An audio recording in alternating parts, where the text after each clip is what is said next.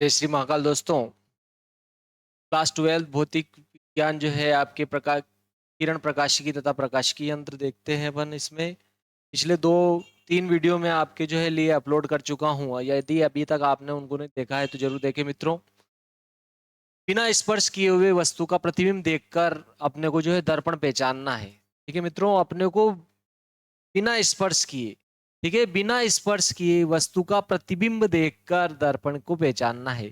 ठीक है, अपन जो है यदि देखो मित्रों, हर बार अगर प्रतिबिंब जो बन रहा है वो क्या बन रहा है, सीधा। ठीक है मित्रों, वस्तु का प्रतिबिंब हर बार क्या बन रहा है मित्रों, सीधा बन रहा है। ठीक है, सीधा और वस्तु के बराबर बन रहा है, वस्तु के बराबर बन रहा है। और क्या बन रहा है मित्रों, आभासी बन रहा है मित्रों। क्या बन रहा है, सीधा, वस्तु के बराबर, आभासी बन रहा है मित्रों। ठीक है, तो अपन क्या समझे मित्रों, कौन सा दर्पण होगा, अपन प्रतिबिंब देखकर। ठीक है मित्रों, अपने को क्या देखना है, प्रतिबिंब देखकर पहचानना है कि दर्पण किस प्रकार का है मित्रों। दर्पण को बिना स्पर्श किए किए केवल दर्पण का प्रतिबिंब देखकर पहचानेंगे। यदि हर बार अपन क्या कर रहे हैं मित्रों, प्रतिबिंब देख रहे हैं और प्रतिबिंब क्या आ रहा है मित्रों, सीधा आ रहा है, वस्तु के बराबर आ रहा है, आभासी आ रहा है। ठीक है मित्रों, आभासी आ रहा है। और जितनी वस्तु दूर होती है उतना का उतना ही प्रतिबिंब भी अगर दूर है तो आप समझ जाएंगे मित्रों कि वो दर्पण कौन सा है, समतल दर्पण। ठीक है मित्रों, समतल दर्पण हो जाएगा। तो आपके नियम क्या हो जाए मित्रों, यदि यदि दर्पण के सम्मुख, दर्पण के सम्मुख, यदि दर्पण के सम्मुख, यदि दर्पण के सम्मुख सम्मुख वस्तु रखने पर, वस्तु रखने पर, ठीक है मित्रों, दर्पण के सम्मुख वस्तु रखने पर, दर्पण के सम्मुख वस्तु रखने पर वस्तु का प्रतिबिंब, वस्तु का प्रतिबिंब सीधा, सीधा वस्तु के बराबर, वस्तु के बराबर, वस्तु के बराबर, प्रतिबिंब हमेशा क्या बन रहा है, सीधा बन रहा है, वस्तु के बराबर बन रहा है।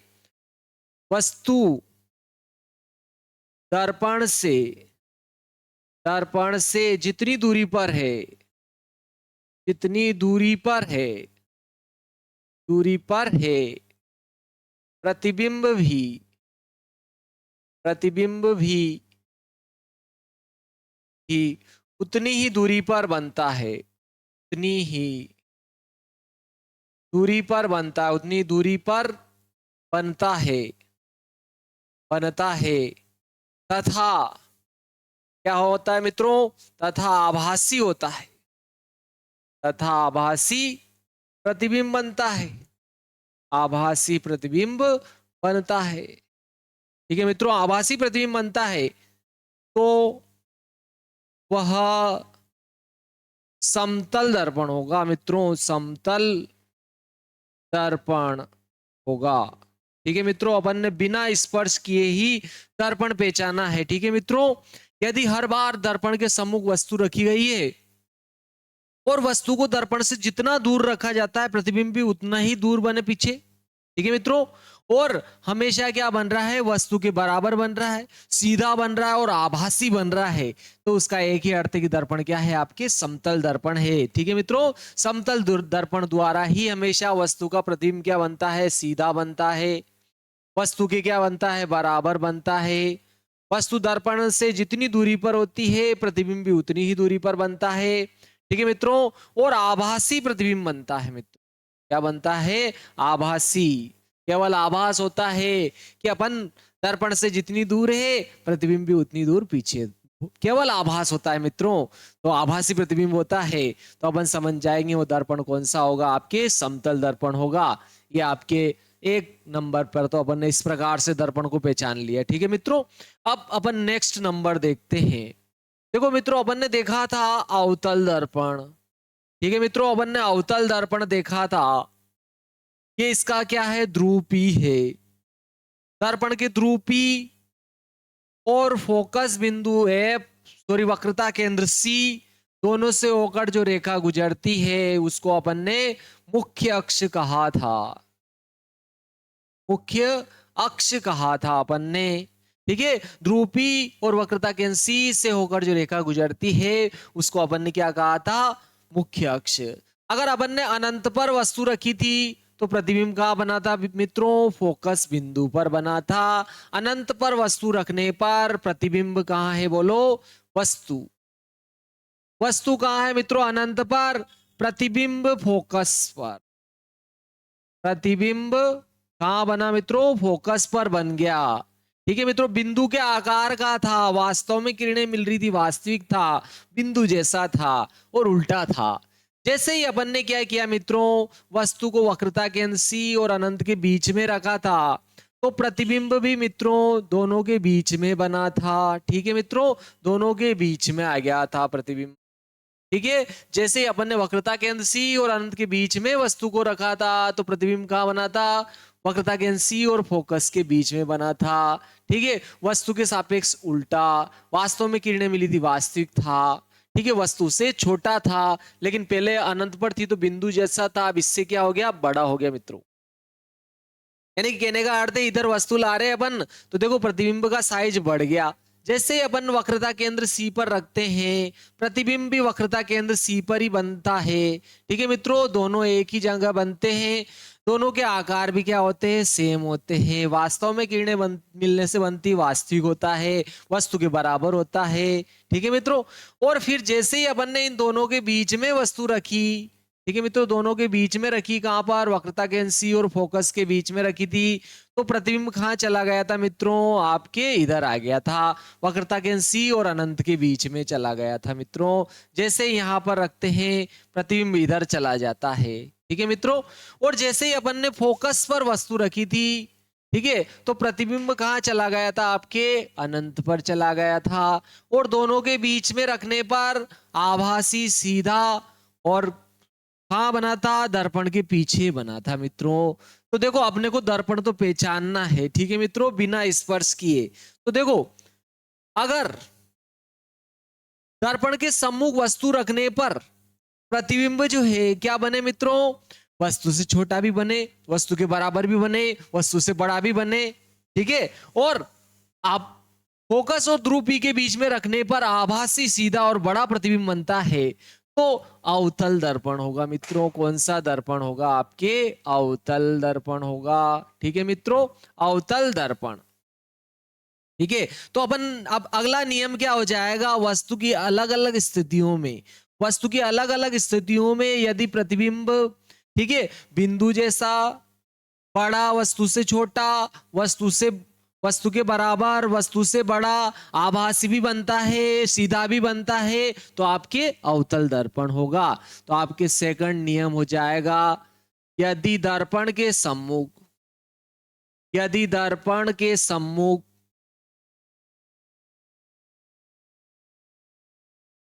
वस्तु को, यदि दर्पण के सम्मुख वस्तु को अलग अलग स्थितियों में रखने पर, अलग अलग स्थितियों में रखने पर, स्थितियों में रखने पर प्रतिबिंब, प्रतिबिंब वस्तु के बराबर, वस्तु से छोटा, वस्तु से छोटा, वस्तु से बड़ा, वस्तु से बड़ा, तथा नजदीक रखने पर, नजदीक रखने पर छोटा। ठीक है मित्रों, यहां पर क्या बन रहा है आपके, बड़ा, वास्तविक, वास्तविक व उल्टा बनता है, उल्टा बनता है, तथा वस्तु को वस्तु को दर्पण के समीप रखने पर समीप रखने पर समीप रखने पर आभासी आभासी सीधा तथा बड़ा प्रतिबिंब बनता है तथा बड़ा प्रतिबिंब बनता है बड़ा प्रतिबिंब बनता है तब तब अवतल दर्पण होगा अवतल दर्पण होगा। ठीक है मित्रों, इस स्थिति में कौन सा दर्पण होगा? आपके अवतल दर्पण होगा। आपको याद रखना मित्रों, अगर अलग अलग स्थितियों में प्रतिबिंब अलग अलग स्थितियों में बनता है, लेकिन सदैव क्या होता है? वास्तविक बनता है, उल्टा बनता है। ठीक है, केवल पास रखने पर आभासी सीधा और बड़ा प्रतिबिंब बनता है, तो आपके कौन सा दर्पण हो जाएगा? अवतल दर्पण हो जाएगा। ये आपको ध्यान रखना है। नेक्स्ट नियम लेते हैं मित्रों। अगर अपन क्या कर रहे हैं, दर्पण के सम्मुख वस्तु रखी थी। देखो मित्रों, अपन ने उत्तल दर्पण के सम्मुख वस्तु रखी गई थी। उत्तल दर्पण के सम्मुख वस्तु रखने पर उत्तल दर्पण के सम्मुख वस्तु रखने पर कहीं भी रखो मित्रों, उत्तल दर्पण के सम्मुख वस्तु रखी अगर आपने, अगर अनंत पर होती है तो बिंदु जैसा और फोकस पे बनता है। उसके अलावा आप वस्तु को कहीं भी रखो मित्रों, प्रतिबिंब हमेशा क्या बनता है? सीधा बनता है, आभासी बनता है और वस्तु से छोटा बनता है। यदि दर्पण के सम्मुख विभिन्न स्थितियों में वस्तु को रखने पर प्रतिबिंब सीधा, आभासी और वस्तु से छोटा बनता है, तो निश्चित रूप से वो कौन सा दर्पण होगा? आपके उत्तल दर्पण हो। उत्तल दर्पण की यही खासियत है कि इसमें सदैव आभासी, ठीक है, सीधा तथा वस्तु से क्या बनता है मित्रों? छोटा बनता है। यदि, तीसरा पॉइंट हो जाएगा आपके, यदि वस्तु की अलग अलग स्थितियों में अलग अलग स्थितियों में अलग अलग स्थितियों में प्रतिबिंब सदैव छोटा, आभासी और सीधा बनता है और सीधा बनता है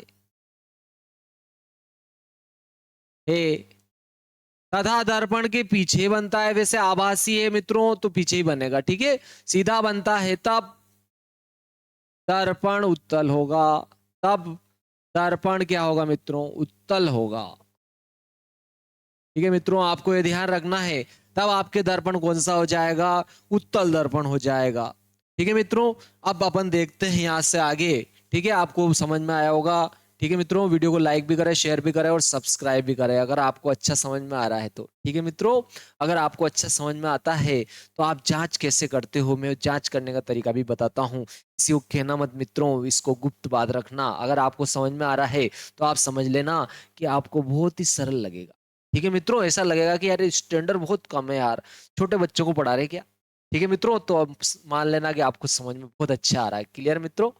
अगर आपको बहुत सरल तरीके से समझ में आ जाए तो इसका एक ही अर्थ है कि आपको जो है बहुत अच्छा समझ में आ रहा है। ठीक है, लेवल आपको कम लग रहा है कि हाँ यार ये तो छोटे बच्चों को समझा रहे हो, ठीक है, तो समझ लेना आपको बहुत अच्छा समझ में आ रहा है।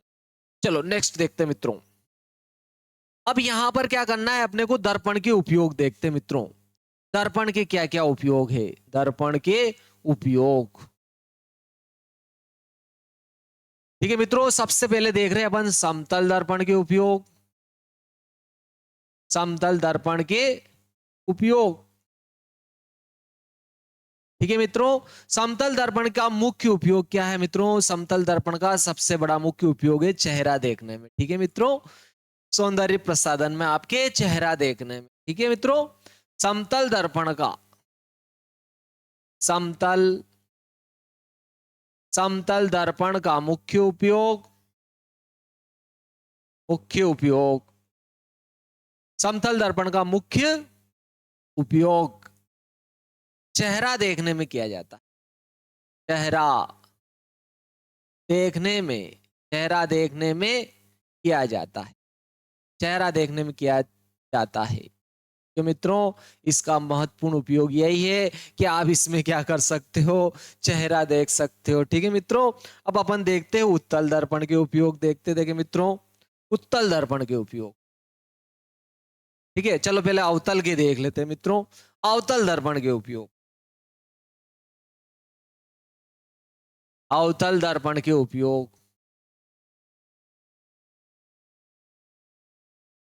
अवतल दर्पण के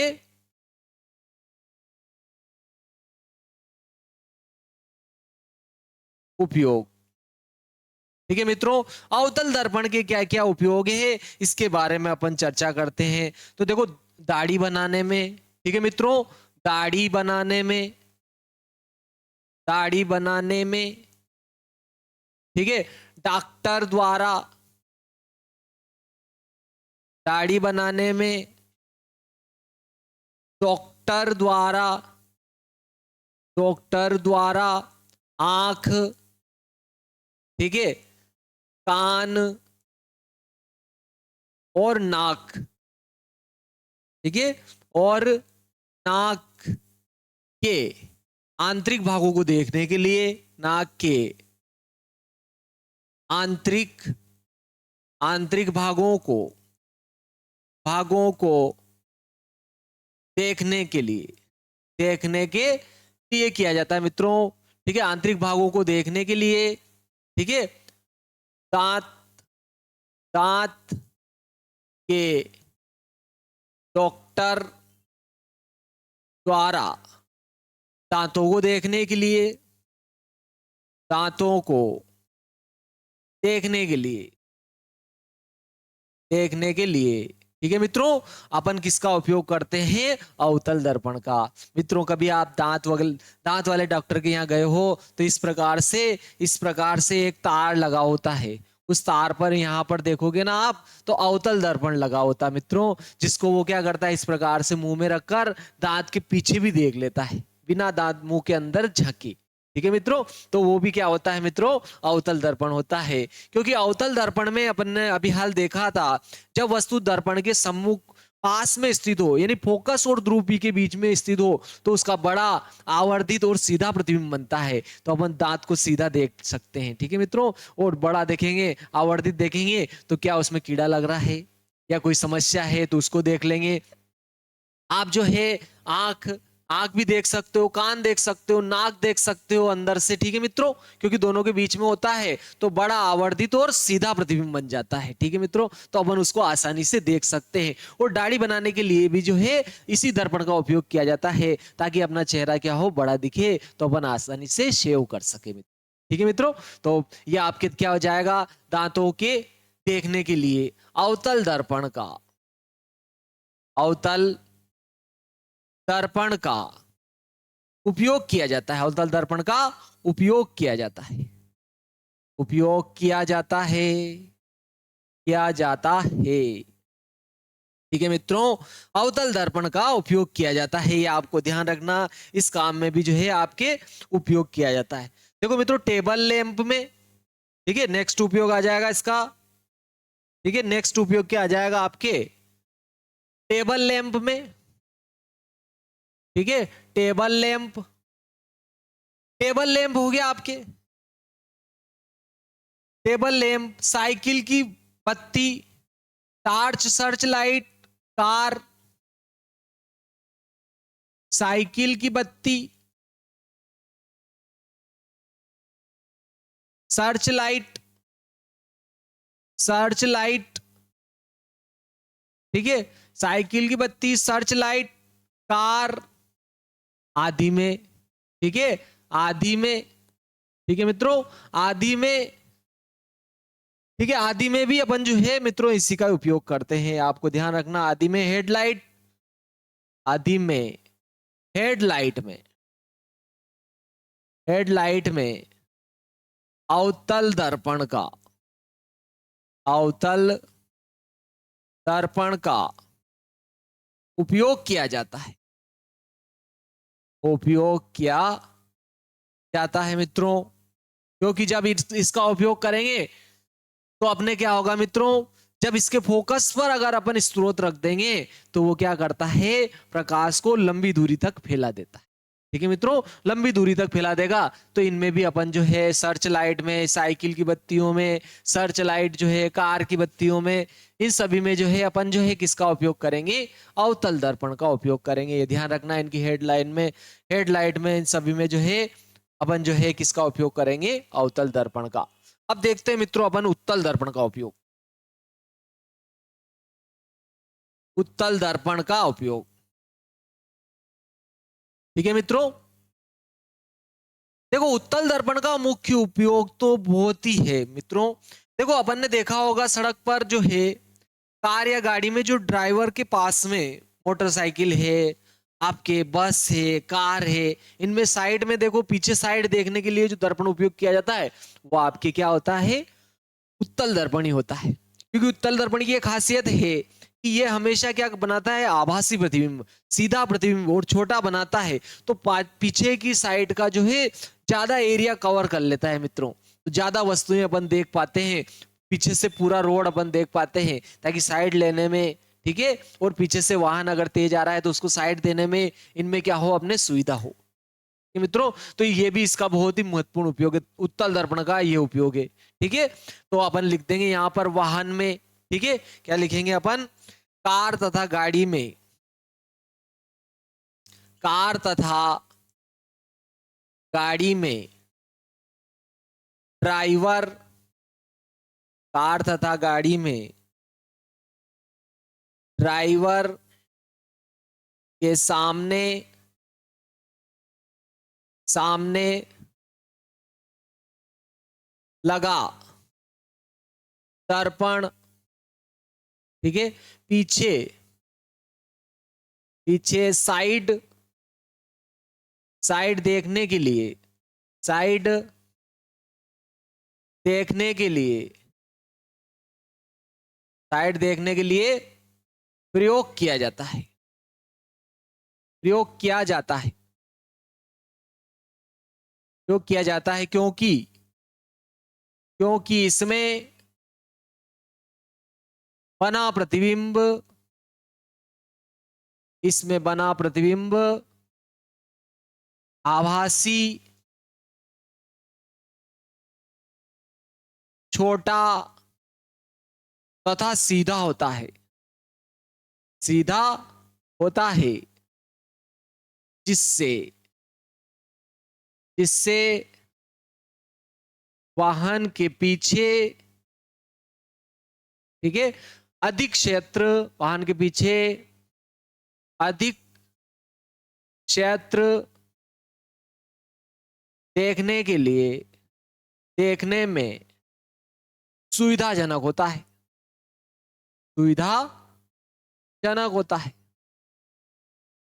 सुविधाजनक होता है। ठीक है मित्रों, पूरा जो है वाहन के पीछे का पूरा एरिया अपने को जो है दिखाई देता है। तो अगर मान लो बड़ा देखेंगे तो अपन थोड़ा देखेंगे, ठीक है, तो उसमें अपने को जो है असुविधाजनक रहेगा, तो इसीलिए जो है वाहन के पीछे भी इसका उपयोग किया जाता है। ठीक है मित्रों, नेक्स्ट है इसका सेकंड उपयोग, बहुत ही महत्वपूर्ण है मित्रों। इसका सड़क पर जो लगे बल्ब होते हैं वो परावर्तक के रूप में इसी का उपयोग किया जाता है। ठीक है, सड़क में, स्ट्रीट लाइट में, सड़क में लगे बल्बों में, सड़क में लगे, सड़क में लगे बल्बों में भी उत्तल दर्पण का उपयोग किया जाता है। ठीक है, उत्तल दर्पण का उपयोग किया जाता है, किया जाता है। ठीक है, स्रोत के सम्मुख, क्योंकि स्रोत के सम्मुख, क्योंकि स्रोत के पीछे, स्रोत के पीछे उत्तल दर्पण, उत्तल दर्पण, उत्तल दर्पण रखने पर, रखने पर वह प्रकाश को अधिक क्षेत्र में फैला देता है, अधिक क्षेत्र में फैला देता है, फैला देता है। ठीक है मित्रों, इसीलिए जो है आपके स्ट्रीट लाइट में भी इसी का उपयोग किया जाता है। ठीक है मित्रों, आपको समझ में आया होगा। चलो देखते देखिए अपन नेक्स्ट भाग जो है इसमें नेक्स्ट आता है आपके, देखो प्रकाश का अपवर्तन क्या होता है। ठीक है मित्रों, प्रकाश का अपवर्तन, प्रकाश का अपवर्तन, प्रकाश का अपवर्तन क्या है सर्वप्रथम तो अपन इसको ही देखते हैं। ठीक है मित्रों, प्रकाश का जो अपवर्तन होता है वो क्या होता है, ठीक है, रिफ्लेक्शन ऑफ लाइट। प्रकाश का अपवर्तन क्या होता है, देखो मित्रों, जब प्रकाश जो है एक माध्यम से चलकर दूसरे माध्यम में प्रवेश करता है तो वो अपने मार्ग से विचलित हो जाता है। ठीक है मित्रों, अपने मार्ग से क्या हो जाता है, विचलित हो जाता है। तो इसी को अपन वैसे तो प्रकाश का अपवर्तन कहते हैं। जब प्रकाश किरण एक माध्यम से चल के, मान लो वायु से जल में जा रही हो, वायु से कांच में जा रही हो, कांच से जल में जा रही हो, या जल से कांच में जा रही हो, कांच में से वायु में आ रही हो, या जल से वायु में आ रही हो, तो वो क्या करती है, अपने रास्ते से भटक जाती है। ठीक है मित्रों, भटक तो अपन भी जाते हैं रास्ते से। चलो देखो, तो यहां पर जो है किरण भटकती है, प्रकाश किरण भटकती है, यहां अपन नहीं भटकते। चलो देखते देखिए, तो जब प्रकाश किरण एक माध्यम से चलकर दूसरे माध्यम में प्रवेश करती है तो अपने मार्ग से क्या हो जाती है मित्रों, विचलित हो जाती है। इस विचलित होने की घटना को ही प्रकाश का अपवर्तन कहते हैं। ठीक है मित्रों, तो अपन पहले तो चलो अपन परिभाषा लिख लेते हैं पहले। ठीक है मित्रों, प्रकाश के अपवर्तन की परिभाषा क्या हो जाए, प्रकाश का अपवर्तन, प्रकाश का अपवर्तन, जब प्रकाश किरण किरण एक माध्यम से चलकर, जब प्रकाश किरण एक माध्यम से चलकर, एक माध्यम से चलकर दूसरे माध्यम में, दूसरे माध्यम में प्रवेश करती है, दूसरे माध्यम में, दूसरे माध्यम में प्रवेश करती है, प्रवेश करती है, तो वह अपने मार्ग से, अपने मार्ग से विचलित हो जाती है, विचलित हो जाती है, विचलित हो जाती है, क्या हो जाती है मित्रों, विचलित हो जाती है। इस घटना को, इस घटना को, घटना को, ठीक है, इस घटना को क्या कहेंगे, प्रकाश का अपवर्तन। ठीक है मित्रों, अगर सघन माध्यम से चलकर विरल माध्यम में अपवर्तित होगी तो अभिलंब से दूर हट जाएगी, और अगर विरल माध्यम से चलकर सघन माध्यम में अपवर्तित होगी तो अभिलंब की ओर झुक जाती है। ठीक है मित्रों, अपन यहां लिख देते हैं, यदि प्रकाश किरण, यदि प्रकाश किरण, प्रकाश किरण विरल माध्यम से चलकर, विरल माध्यम से चलकर, विरल माध्यम से चलकर सघन माध्यम में, सघन माध्यम में, माध्यम में, सघन माध्यम में प्रवेश करती है, प्रवेश करती है, प्रवेश करती है तो अभिलंब की ओर झुक जाती है, अभिलंब की ओर झुक जाती है, झुक जाती है, तथा सघन से होकर, सघन से होकर विरल माध्यम में अपवर्तित होती है, विरल माध्यम में अपवर्तित होती है, विरल माध्यम में अपवर्तित होती है, तो अभिलंब से, अभिलंब से दूर हट जाती है, ठीक है मित्रों, दूर हट जाती है, दूर हट जाती है। इस घटना को, इस घटना को प्रकाश का, प्रकाश का अपवर्तन कहते हैं, अपवर्तन कहते हैं।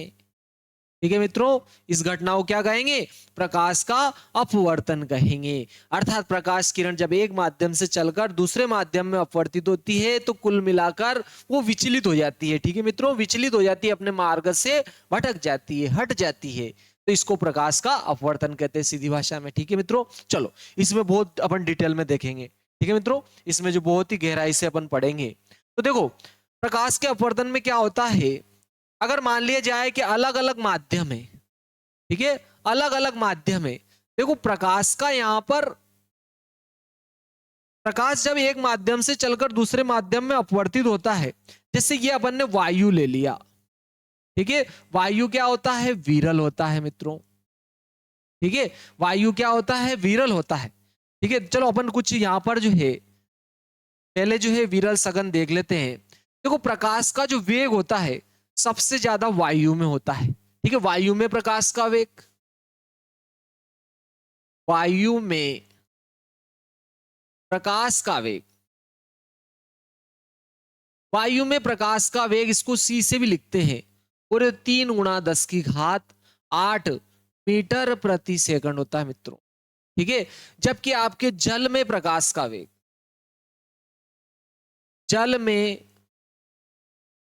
प्रकाश का वेग, जल में प्रकाश का वेग, ठीक है, W वाटर लिख देते हैं अपन, CW। जल में प्रकाश का वेग जो होता है वो 2.25 गुणा 10 की घात 8 मीटर प्रति सेकंड होता है मित्रों। और कांच में, कांच में प्रकाश का वेग, कांच में प्रकाश का वेग, ठीक है, CG लिखता हूं, G फॉर ग्लास, ये होता है 2 गुणा 10 की घात 8 मीटर प्रति सेकंड। ठीक है मित्रों, 2 गुणा 10 की घात 8 मीटर प्रति सेकंड होता है। इसका अर्थ यह है मित्रों कि देखो सबसे ज्यादा आपके वायु या निर्वात में प्रकाश का वेग है। ठीक है मित्रों, वायु या निर्वात में प्रकाश का वेग है। ठीक है, उससे कम क्या है मित्रों? जल में।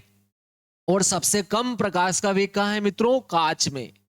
यानी कि कहने का यह अर्थ है कि वायु जो है जल की अपेक्षा विरल माध्यम है, या यूं कह दो आप कि वायु की अपेक्षा जल क्या है? सघन माध्यम है। अर्थात, अर्थात क्या है मित्रों? जल, जल वायु की अपेक्षा, वायु की अपेक्षा, अपेक्षा सघन माध्यम है। ठीक है, कौन सा माध्यम मित्रों? आपके जो है सघन माध्यम है, सघन माध्यम है, सघन माध्यम है, यह आप ध्यान रखना है, सघन माध्यम है। नंबर 2, और आपकी क्या हो जाए मित्रों?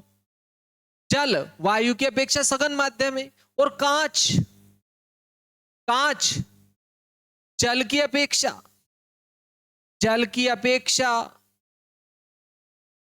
सघन माध्यम है, सघन माध्यम है।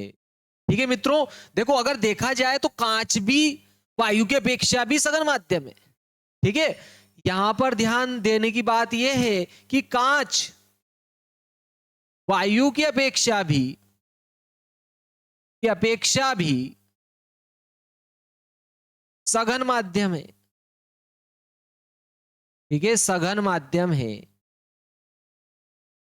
यह आपको ध्यान रखना है। ठीक है मित्रों, आपको ये ध्यान रखना है, तभी तो इसकी स्पीड कम है, उसमें सघन माध्यम है तभी तो स्पीड कम है। ठीक है मित्रों, तो ये आपको ध्यान रखना है कि जल वायु की अपेक्षा, जल क्या है? वायु की अपेक्षा सघन माध्यम है। ठीक है, यानी कि वायु क्या है? आपके विरल माध्यम है, वायु विरल माध्यम है। ठीक है मित्रों, अगर आप इसमें देखिए सघनता विरलता, तो अगर आपके देखो जल जो होता है मित्रों, वायु, वायु क्या है मित्रों? विरल, विरल माध्यम है। ठीक है, इसकी अपेक्षा देखो ये सबसे ज्यादा विरल है, इसकी अपेक्षा आपके जल, ठीक है, इसकी अपेक्षा ये भी विरल तो है, लेकिन ये क्या है, ज्यादा विरल है। और आपके कांच क्या है मित्रों, कांच जो है ये आपके क्या है, सघन है, सघन माध्यम में, ध्यान रखना, विरल तो है, ठीक है, इसकी अपेक्षा ये विरल है, इसकी अपेक्षा ये विरल है। कांच क्या है मित्रों, इसकी अपेक्षा सघन है, इसकी अपेक्षा ये सघन है। ठीक है मित्रों, यहां से चलो नेक्स्ट देखते हैं, नेक्स्ट बात अपन देखते हैं, यहां पर समझते हैं। ठीक है मित्रों, कुछ भी बात समझ में नहीं आए तो आप बता सकते हो। अपवर्तन का कारण क्या है, अपन अपवर्तन का कारण देखें तो अपवर्तन का कारण मित्रों, अपवर्तन का जो कारण है, ठीक है, अलग अलग माध्यमों में प्रकाश का वेग का अलग अलग होना ही अपवर्तन का कारण है मित्रों। क्योंकि एक माध्यम से जाने पर दूसरे माध्यम में जाती है तो वो क्या हो जाती है, अपने मार्ग से विचलित हो जाती है मित्रों। अलग अलग माध्यम में प्रकाश का जो वेग होता है वो क्या होता है, अलग अलग होता है। एक कारण ये भी है आपके अपवर्तन का कारण क्या है मित्रों, बदल जाना है। ठीक है, अर्थात मैंने अभी आपको लिखकर बताया था, ठीक है मित्रों, मैंने आपको लिखकर बताया है अभी हाल। देखो क्या है मित्रों, यहां पर देखो आपके वायु में प्रकाश का वेग सबसे ज्यादा है, उसकी अपेक्षा जल में कम है, और फिर कांच में सबसे कम है। ठीक है मित्रों, कि यही कारण है प्रकाश का अपवर्तन का, यही कारण है। ठीक है, अलग अलग माध्यमों में अपवर्तन का कारण, अलग अलग माध्यमों में, अलग अलग माध्यमों में, अलग अलग माध्यमों में प्रकाश की चाल का अलग अलग होना, अलग अलग होना। ठीक है मित्रों, प्रकाश की चाल अलग अलग माध्यम में अलग अलग होती है, यही प्रकाश के अपवर्तन का कारण है मित्रों। ठीक है, आप ये ध्यान रखना है, अलग अलग माध्यमों में क्या होता है, प्रकाश की चाल क्या होती है, अलग अलग होती है। ठीक है मित्रों, यही कारण है कि प्रकाश का अपवर्तन होता है। चलो देखो, देखते हैं, देखें अगला देखते हैं अपन, क्या प्रकाश किरण एक माध्यम से दूसरे माध्यम में जाती है तो क्या पूरी की पूरी चली जाती है क्या? नहीं नहीं, ऐसा नहीं होता है मित्रों। प्रकाश की किरण जो है जब अलग अलग माध्यमों में जाती है मित्रों, तो यहाँ पर अलग अलग घटना घटित होती है। क्या क्या घटना घटित होती है अपन देखते, देखिए यहाँ पर मित्रों अपन मान रहे हैं, यहाँ आपके वायु, वायु से, ठीक है मित्रों, वायु से, वायु क्या है, विरल है, और ये जल में प्रवेश कर रही है। ठीक है, वायु से कहां जा रही है, आपके जो है वायु से कहां प्रवेश कर रही है, जल में प्रवेश कर रही है। ठीक है, वायु से कहां पर प्रवेश कर रही है, जल में। क्या अपन यूं कह सकते हैं कि यहाँ विरल माध्यम है और यहां पर क्या है, सघन माध्यम। ठीक है, और यहां पर देख लेते हैं अपन, यहां पर अपन ने क्या लिया मित्रों, यहां पर सघन माध्यम इस ओर ले लिया, यहां अपन ने सघन माध्यम ले लिया। ठीक है, और इधर ले लिया अपन ने विरल माध्यम, विरल ले लिया अपन ने माध्यम, इधर विरल ले लिया, इधर सघन ले लिया, हो सकता है इधर कांच ले लिया अपन ने। ठीक है, और इधर क्या ले लिया अपन ने, जल ले लिया। ठीक है, जल जो होता है कांच की अपेक्षा क्या होता है, आपके जो है विरल माध्यम होता है। तो देखो अपन क्या होता है, अपन घटना को देखते देखे क्या होता है, ये प्रकाश किरण आपतित हुई, तो ये वाला जो बिंदु हो गया आपके आपतन बिंदु हो गया। ठीक है मित्रों, यहां पर अगर इस पृष्ठ के लंबवत अपन रेखा खींचते हैं तो वो आपके क्या होगी, अभिलंब। या आपके क्या हो गया, अभिलंब हो गया मित्रों, या आपके अभिलंब हो गया। ठीक है, अपन देखते हैं कि ये क्या होती है, आंशिक रूप से तो क्या हो जाती है मित्रों, देखो वायु से सघन माध्यम में जा रही है तो ये सीधी नहीं जाती है मित्रों, अगर ये सीधी जाती तो इस प्रकार से चली जाती, लेकिन सीधी नहीं जाती मित्रों। ये क्या होती है, प्रकाश किरण जो है सीधी न जाकर क्या होती है, सीधी न जाकर विरल माध्यम से सघन माध्यम में प्रवेश करती है तो अभिलंब की ओर झुक जाती है। ठीक है, और कुछ क्या करती है मित्रों, ये अपवर्तित भी हो जाती है, परावर्तित हो जाती है, अपवर्तित नहीं मित्रों, क्या हो जाती है, ये कुछ परावर्तित भी हो जाती है। आप सोच रहे हो सर आपको कैसे पता चला, तो देखो अगर अपन इस अपवर्तित प्रकाश की तीव्रता देखते हैं तो थोड़ी कम हो जाती है। अपवर्तित प्रकाश की तीव्रता क्या हो जाती, कम हो जाती है। उससे पता चलता है कि ये प्रकाश गया कहां, कुछ क्या हो जाता है मित्रों, परावर्तित। ठीक है, ये कौन सी है मित्रों, आपतित प्रकाश किरण। ये कौन सी है आपके, आपतित, आपतित किरण। ये कौन सी है आपके, अपवर्तित किरण, अपवर्तित किरण। ये है आपके परावर्तित किरण। ठीक है, आंशिक लिखेंगे इसको, ध्यान रखना आप, आंशिक परावर्तित किरण है, आंशिक रूप से इसका क्या होता है, परावर्तन होता है। ठीक है, तो देखो यह आपतित किरण द्वारा अभिलंब के साथ बनाया गया कोण, यह अपवर्तित किरण द्वारा अभिलंब के साथ बनाया गया कोण हो गया आपके। अगर अपन यहां भी अगर लेते हैं तो ये क्या हो गया आपके, आपतित किरण हो गई।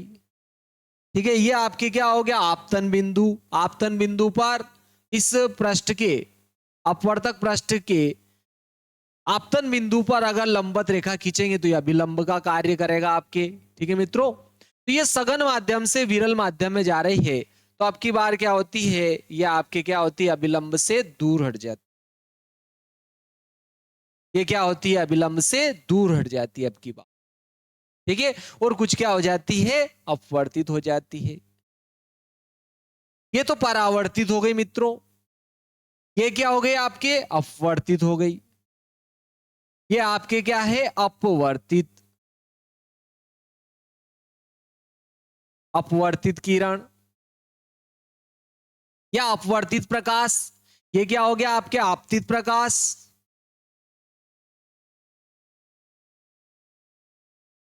अपवर्तित प्रकाश। ये क्या हो गया आपके, परावर्तित प्रकाश, परावर्तित प्रकाश। ठीक है, ये हो गया आपके आपतित प्रकाश।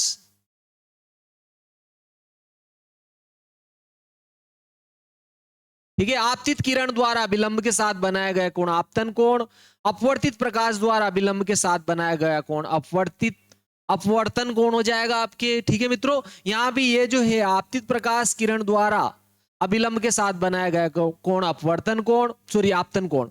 आपतित प्रकाश किरण द्वारा अभिलंब के साथ बनाया गया कोण आपतन कोण, अपवर्तित प्रकाश किरण द्वारा अभिलंब के साथ बनाया गया कोण अपवर्तन कोण, और ये परावर्तित प्रकाश किरण द्वारा अभिलंब के साथ बनाया गया कोण भी परावर्तन कोण होगा। ठीक है मित्रों, चलो यहां से अपन दूसरी जानकारी लेंगे। तो देखो मित्रों, यहां पर जब प्रकाश किरण देखो विरल माध्यम से चलकर सघन माध्यम में अपवर्तित हुई तो अभिलंब की ओर झुक गई।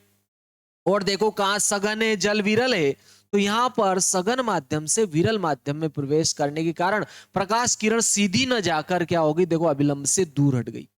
अर्थात कहने का यह अर्थ है, मार्ग से मुड़ी तो है। ठीक है मित्रों, चाहे सघन से विरल में जाए चाहे विरल से सघन में जाए, वो अपने मार्ग से विचलित हो जाती है। इस घटना को ही अपन ने क्या कहा, प्रकाश का अपवर्तन कहा। ठीक है मित्रों, प्रकाश का क्या कहा है, अपवर्तन कहा अपन ने इसको। ठीक है, तो ये क्या हो गया, प्रकाश का अपवर्तन। और देखो प्रकाश किरण अपने मार्ग से क्या हुई, विचलित हुई, तो इसको विचलन भी कहेंगे। ठीक है, विचलन भी हुआ मित्रों आपके, इसका जो है क्या हुआ मित्रों, विचलन भी हुआ। तो चलो अब अपन नेक्स्ट देखते हैं, इसमें ये क्या हो गया आपके, प्रकाश का अपवर्तन। यानी कि कहने का अर्थ है कि प्रकाश किरण जब विरल माध्यम से चलकर सघन माध्यम में अपवर्तित होती है तो अभिलंब से दूर हट जाती है। यहां लिख देंगे अपन, जब प्रकाश किरण, जब प्रकाश किरण, प्रकाश किरण विरल माध्यम से चलकर, विरल माध्यम से चलकर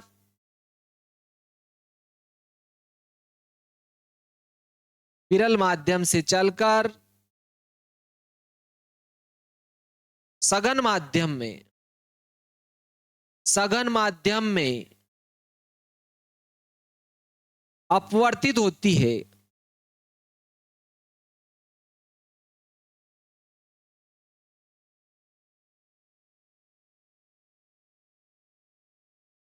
तो अभिलंब की ओर झुक जाती है। अभिलंब की ओर झुक जाती है, और झुक जाती है, अभिलंब की ओर झुक जाती है। यहां क्या हो जाए मित्रों, जब प्रकाश किरण,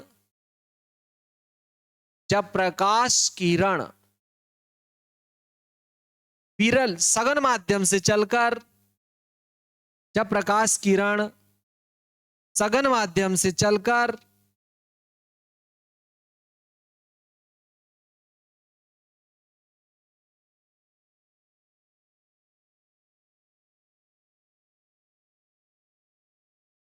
विरल माध्यम में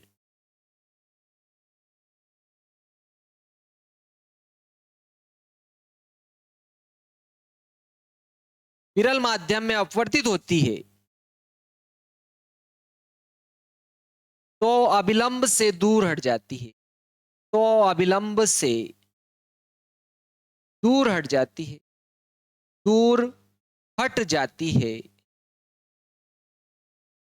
ठीक है मित्रों, ये आपको याद रखना है। ठीक है, तो देखो, जब प्रकाश किरण अपन कह रहे हैं कि सरल माध्यम से चलकर विरल माध्यम में, विरल माध्यम से चलकर सघन में जा रही है या सघन से विरल में जा रही है, तो वो अपने माध्यम, अपने मार्ग से क्या हो जाती है, विचलित हो जाती है।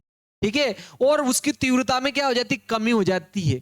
इससे पता होता है कि कुछ परावर्तित भी होती है, प्रकाश का कुछ परावर्तन भी होता है। ठीक है मित्रों, परावर्तन भी होता है, मतलब जब प्रकाश किरण का अपवर्तन हो रहा है तो परावर्तन भी होगा। लेकिन अपवर्तन की घटना की व्याख्या करने के लिए ध्यान रखना, जब अपवर्तन का अपन अध्ययन करेंगे तो अपन परावर्तित प्रकाश किरण को नहीं लेंगे। ठीक है मित्रों, आप ये ध्यान रखना है। ठीक है, अपवर्तन, अपवर्तन की का घटना का अध्ययन करते समय, अध्ययन करते समय, अपवर्तन की घटना का अध्ययन करते समय परावर्तित,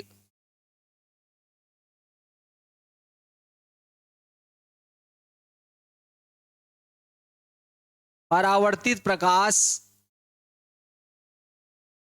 परावर्तित प्रकाश को नहीं लिया जाता है,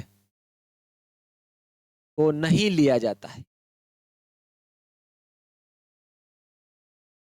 ठीक है, आपको यह बात ध्यान रखना है कि जब अपन जो है अपवर्तन की घटना का अध्ययन करेंगे मित्रों, जब अपवर्तन की घटना का अध्ययन करेंगे तो परावर्तित प्रकाश की बात नहीं करेंगे, यह आपको ध्यान रखना है। ठीक है मित्रों, अपन परावर्तित प्रकाश की बात नहीं करेंगे। चलो अपन नेक्स्ट देखते हैं। देखिए इसमें, तो प्रत्येक सीमा पृष्ठ पर प्रकाश का आंशिक परावर्तन और आंशिक अपवर्तन होता है।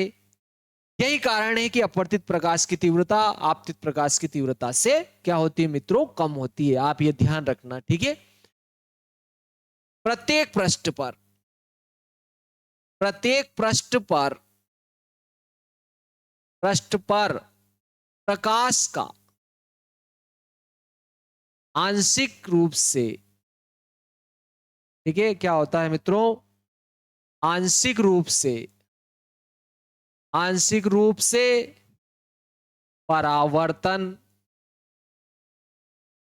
तथा आंशिक रूप से अपवर्तन होता है, आंशिक रूप से अपवर्तन होता है। ठीक है मित्रों, आंशिक रूप से क्या होता है, अपवर्तन, आंशिक रूप से परावर्तन तथा आंशिक रूप से अपवर्तन होता है।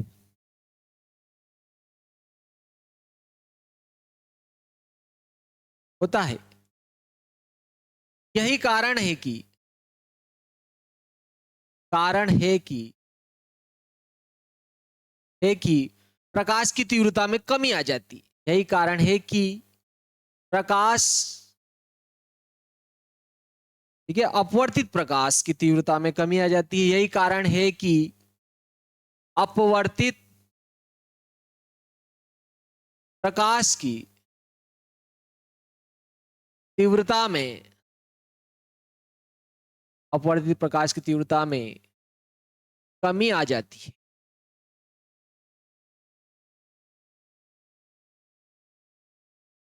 ठीक है मित्रों, अपवर्तित प्रकाश की तीव्रता में क्या आ जाती है, आपके कमी आ जाती है। इस बात को जो है आपको ध्यान रखना है। जब अपवर्तन की घटना प्रदर्शित करते हैं ना, तो आपको यह भी ध्यान रखना है कि अपन जो है परावर्तित प्रकाश की बात नहीं करेंगे। और दूसरी बात ये बहुत ही महत्वपूर्ण है मित्रों, बहुत सी बार परीक्षा में पूछा गया है कि जब प्रकाश किरण या प्रकाश एक माध्यम से चलकर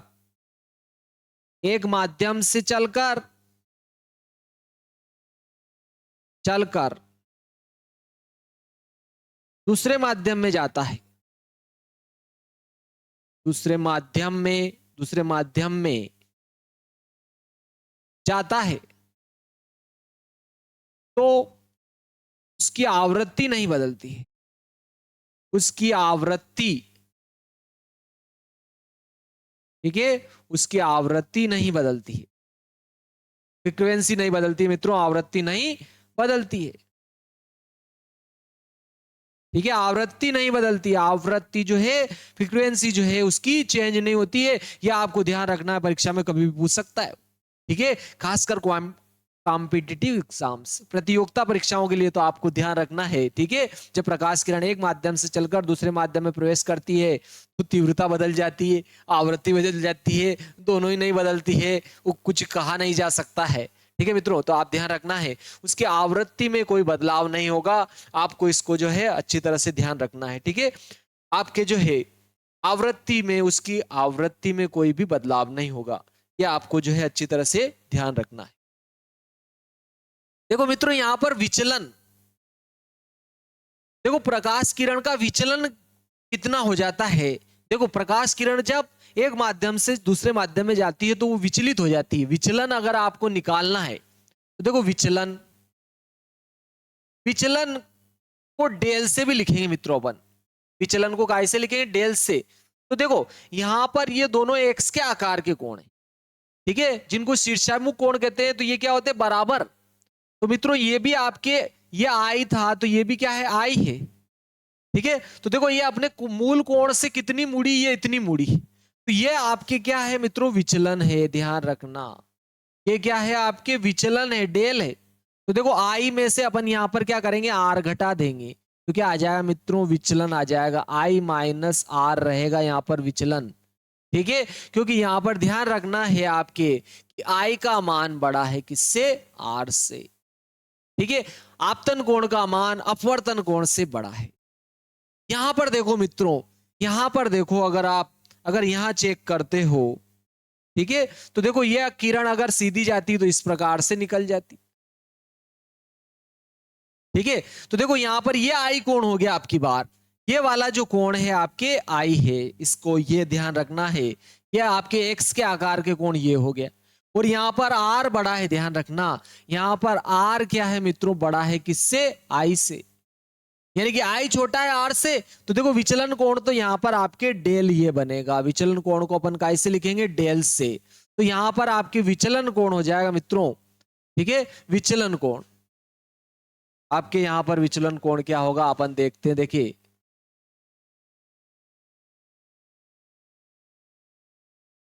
यहां पर आपके जो है विचलन कोण क्या होगा, ठीक है, विचलन कितना हुआ या विचलन कोण कितना हुआ। तो देखो यहां पर ये पूरा आर है, आर में से यहां आई घटेगा, ध्यान रखना, आर माइनस क्या होगा, यहां पर आई रहेगा। ठीक है मित्रों, आई माइनस आर रहेगा।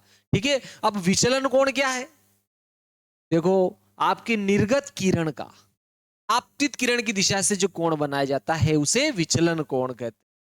ठीक है मित्रों, उसे क्या कहेंगे अपन, विचलन कोण कहेंगे।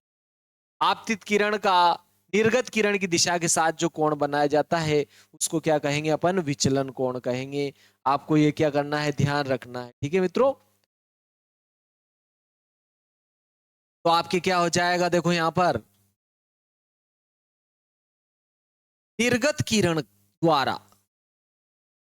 किरण द्वारा या अपवर्तित किरण द्वारा, निर्गत किरण द्वारा कह दो कि अपवर्तित किरण द्वारा। ठीक है मित्रों, अपवर्तित अपवर्तित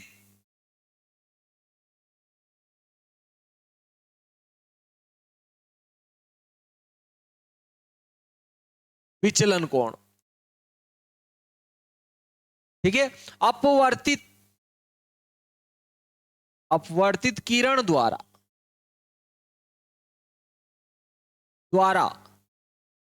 आपतित किरण की दिशा के साथ, आपतित किरण की दिशा के साथ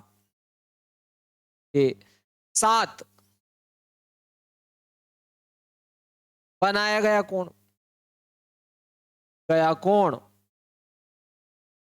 विचलन कोण कहलाता है। विचलन कोण कहलाता है। विचलन कोण कहलाता है,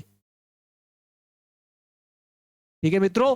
इसे डेल से प्रदर्शित करते हैं, इसे डेल, ठीक है। डेल कैसा मित्रों, ये एस वाला, एस बनाओ इधर से मिला दो, इस प्रकार से अपन एस बनाएंगे, लेकिन इधर नीचे से इसको मिला दो, ये डेल बन गया आपके, ठीक है मित्रों। इसका नाम क्या हो गया आपके, डेल।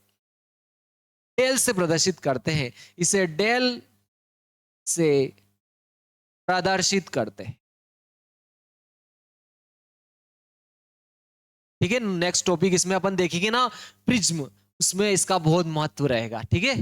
चलो मित्रों आगे देखते देखें। तो विचलन कोण, विचलित हो गई प्रकाश किरण आपके, ठीक है मित्रों। यहां पर जो है प्रकाश किरण जो है आपके विचलित भी हुई, ठीक है। और आपको ध्यान रखना है, जब प्रकाश किरण का अपवर्तन होता है या एक माध्यम से चलकर दूसरे माध्यम में जाती है, तो ध्यान रखना उसकी आवृत्ति में भी कभी भी बदलाव नहीं होता है। आप इस बात को भी बहुत अच्छे से ध्यान रखना है, ठीक है मित्रों। इस बात को भी आप जो है बहुत अच्छे से ध्यान में रखना है। चलो नेक्स्ट बात लेते हैं।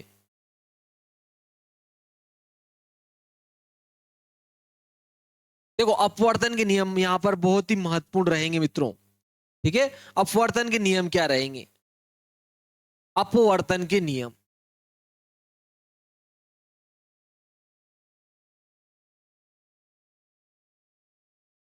ठीक है। अपवर्तन के नियम बहुत ही महत्वपूर्ण नियम है, ठीक है। अपवर्तन के नियम कितने नियम मित्रों, दो नियम है,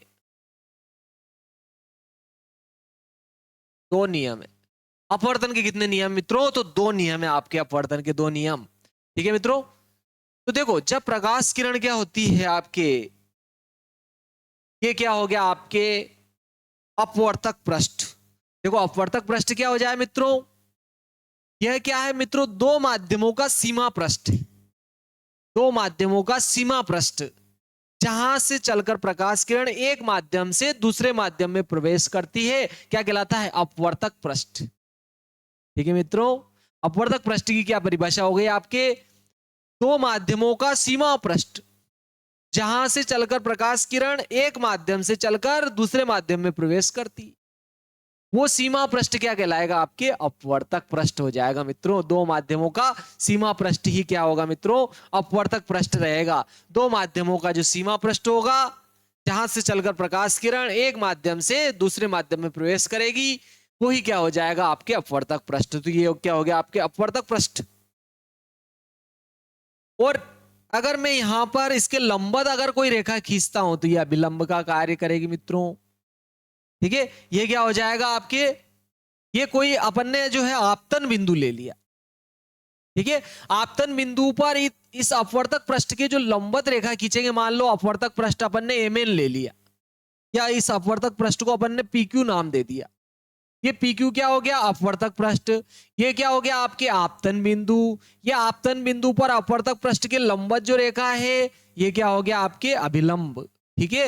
ये क्या हो गया आपके अपवर्तक पृष्ठ, ठीक है। और ये हो गया आपके अभिलंब, ये अभिलंब हो गया। ये हो गया आपके आपतन बिंदु, जहां पर प्रकाश किरण जो है अपवर्तित होने के लिए आपतित होती है, ठीक है। ये आपके क्या हो गई, अपवर्तित किरण।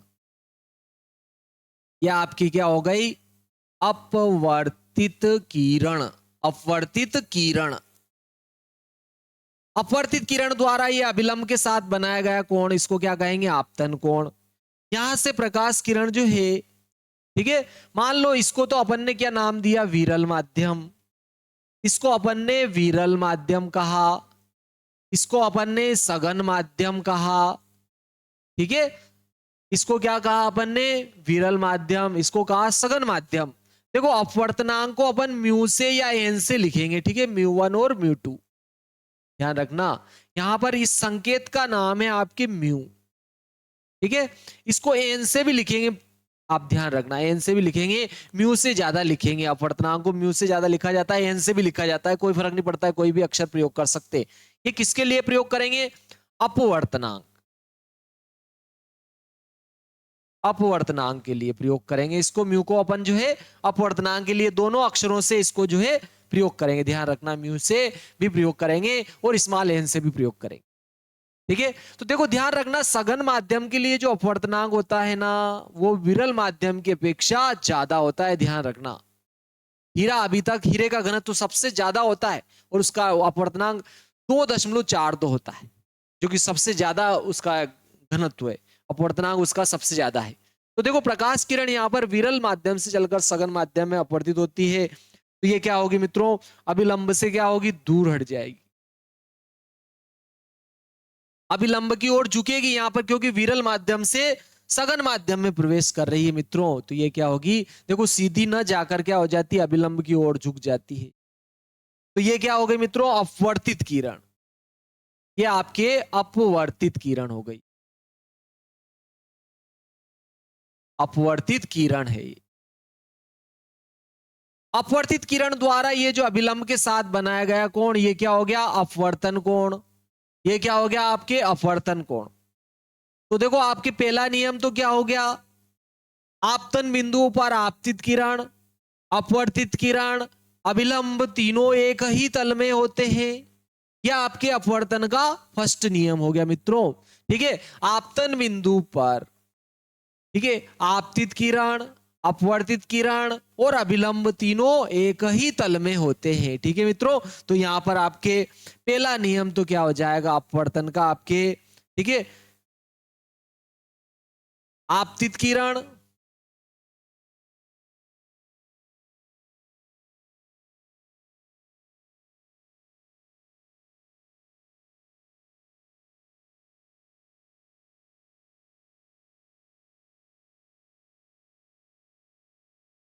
अपवर्तित किरण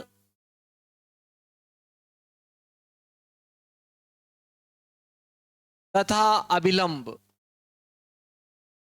तथा अभिलंब तीनों एक ही तल में होते हैं मित्रों, ठीक है। किरण तथा अभिलंब तीनों, ठीक है, आपतन बिंदु भी लिख सकते हैं। आपतित किरण, अपवर्तित किरण तथा अभिलंब तीनों एक ही तल में होते, एक ही तल में होते हैं कहां पर मित्रों, आपतन बिंदु पर, ठीक है। आपतन बिंदु पर यह ध्यान रखना है आपको, आपतन बिंदु पर, ठीक है। आपतन बिंदु पर तीनों एक ही तल में होंगे, जहां पर ये आपतित होगी, ठीक है, और अपवर्तित होगी और अभिलंब तीनों एक ही तल में होंगे, ये आपको ध्यान रखना है। नेक्स्ट नियम आपके बहुत ही महत्वपूर्ण रहेगा, ठीक है। नेक्स्ट नियम जो है आपके बहुत ही महत्वपूर्ण, ठीक है।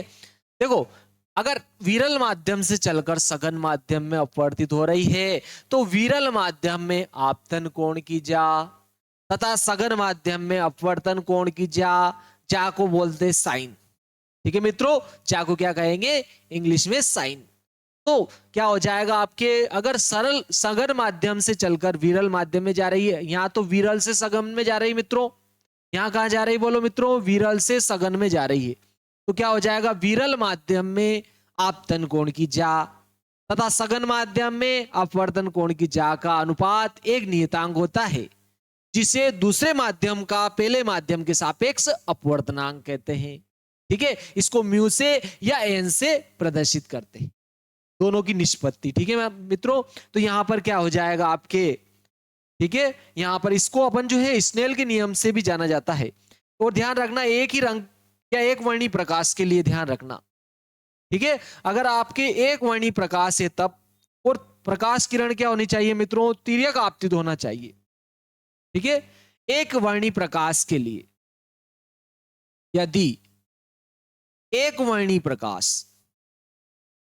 एक वर्णी प्रकाश, एक वर्णी प्रकाश किरण, एक वर्णी प्रकाश की, एक वर्णी प्रकाश की तिर्यक आपतित किरण, तिर्यक, तिर्यक यानी तिरछी, तिर्यक आपतित, आपतित किरण एक माध्यम से चलकर दूसरे माध्यम में अपवर्तित होती है। ठीक है, एक माध्यम से चलकर दूसरे माध्यम में अपवर्तित होती है या किन्हीं दो माध्यमों की सीमा पृष्ठ पर पड़ती है। यदि एक वर्णी प्रकाश की तिर्यक आपतित किरण दो माध्यमों, दो माध्यमों के सीमा पृष्ठ पर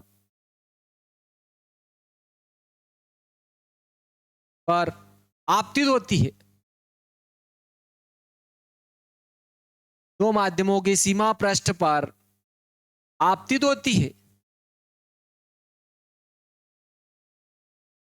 ठीक है मित्रों, ये क्या है, दो माध्यमों का सीमा पृष्ठ हो गया, दो माध्यमों का क्या हो गया, सीमा पृष्ठ, इधर माध्यम विरल है, इधर माध्यम क्या है, सघन है।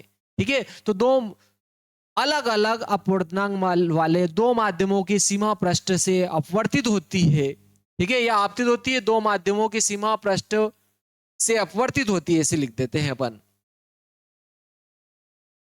दो माध्यमों की सीमा पृष्ठ से अपवर्तित होती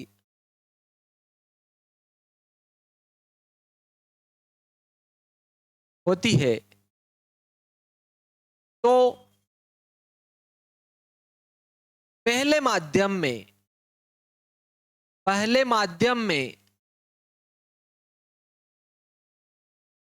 आपतन कोण की जा, पहले माध्यम में आपतन कोण की जा,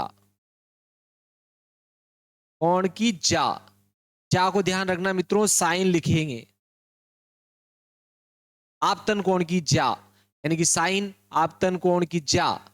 ठीक है, तो इसको साइन आई लिखेंगे मित्रों, इसको क्या लिखेंगे अपन, साइन आई, क्योंकि आपतन कोण की जा लिखी है अपन ने, तो इसको क्या लिखेंगे, साइन आई, आपतन कोण की जा। तथा दूसरे माध्यम में अपवर्तन कोण की जा, अपवर्तन कोण की जा। देखो अपवर्तन कोण को अपन आर से लिख रहे हैं, तो यहां क्या लिखेंगे, साइन आर। अपवर्तन कोण की जा का अनुपात एक नियतांक होता है, एक नियतांक म्यू होता है, एक नियतांक म्यू होता है। ठीक है, एक नियतांक क्या होता है, म्यू होता है, म्यू या एन होता है मित्रों, इसको दो अक्षर से लिखते हैं, तो अपन दोनों का प्रयोग कर लेते हैं, म्यू या एन होता है। ठीक है, जिसे माध्यमों की सीमा पृष्ठ का अपवर्तनांक कहते हैं, जिसे क्या कहते हैं, उन माध्यमों का अपवर्तनांक, या पहले माध्यम के सापेक्ष दूसरे माध्यम का अपवर्तनांक, या दूसरे माध्यम का पहले माध्यम के सापेक्ष अपवर्तनांक कहते हैं। ठीक है मित्रों, अनुपात एक नियतांक म्यू होता है,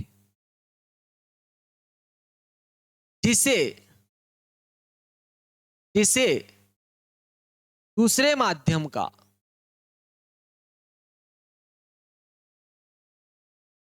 पहले माध्यम के सापेक्ष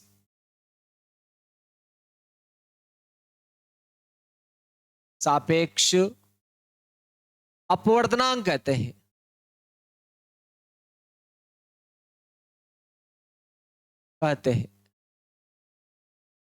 ठीक है, दूसरे माध्यम का पहले माध्यम के सापेक्ष या पहले माध्यम के सापेक्ष दूसरे माध्यम का अपवर्तनांक कहते हैं।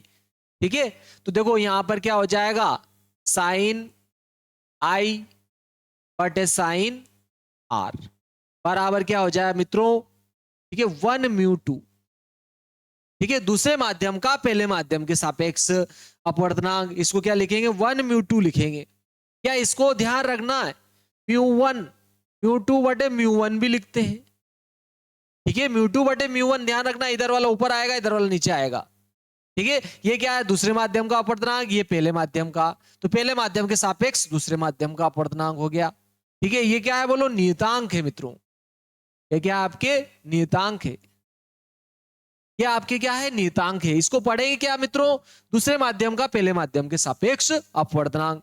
इसे स्नेल का नियम भी कहते हैं, इसे स्नेल का नियम, इसे स्नेल का नियम भी कहते हैं, इसे स्नेल का नियम भी कहते हैं। ये आपको ध्यान रखना है, बहुत ही महत्वपूर्ण है। इसे क्या कहते हैं मित्रों, स्नेल का नियम भी कहते हैं। वेरी आईएमपी है स्नेल के नियम भी। ठीक है, इसको अपन जो है स्नेल का नियम भी कहते हैं, आपको ये ध्यान रखना है। ठीक है, इसको आप जो है स्नेल का नियम भी कहेंगे।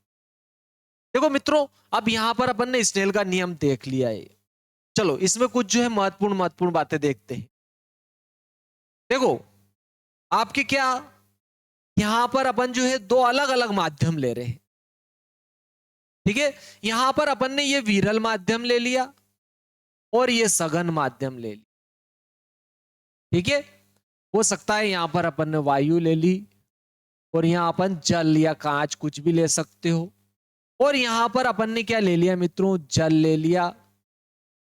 ठीक है, सघन माध्यम ले लिया। चलो यहां पर अपन ने क्या ले लिया, आपके सघन माध्यम ले लिया है। सघन माध्यम कांच ले लेते चलो। ठीक है, और इधर अपन ने विरल ले लिया।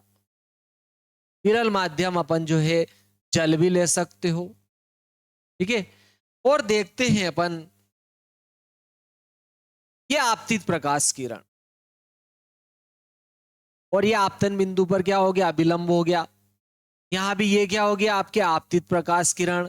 या आपतन बिंदु पर क्या हो गया, आपके अभिलंब हो गया। या आपतित प्रकाश किरण द्वारा अभिलंब के साथ बनाया गया कोण आपतन कोण हो गया। ठीक है, कौन सा कोण हो गया, ये आपके आपतन कोण, इंसिडेंट एंगल। इसको अपन आई से लिखेंगे मित्रों, यह आपतन कोण हो गया। यहां भी आपतित प्रकाश किरण द्वारा अभिलंब के साथ बनाया गया कोण आपतन कोण हो गया आई।